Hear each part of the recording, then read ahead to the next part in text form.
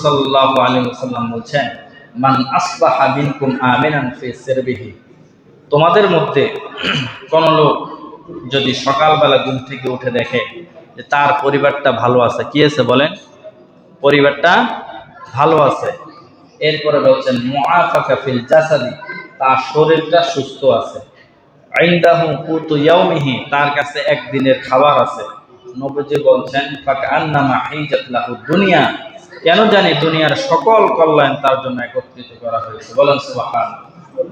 তিনটা জিনিস বলছেন। কয়টা জিনিস?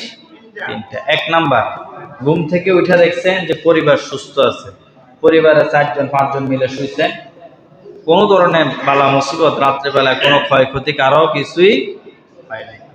2 নম্বরে বলছেন নিজে সুস্থ আছেন। এই যে আমরা বলছি না সুখের সময়, সুস্থতার সময় আল্লাহকে বেশি করে কি করতে হবে? স্মরণ করতে হবে। আর বলছেন যখন সুস্থ আছেন, আপনার রাত্রেবেলা শুইছে, দিনে সকালবেলা উঠে অনেক মানুষ প্যারালাইসিস হয়ে যায়, হয় না? হয় কি না?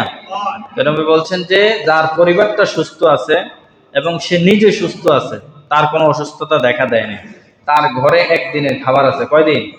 একদিনের খাবার আছে। ফাঁকা আন্নামা হিজাত লাহু দুনিয়া, নবী বলছেন দুনিয়ার সকল কল্যাণ আল্লাহ তার জন্য একত্রিত করে দিয়েছেন। বলেন সুবহানাল্লাহ।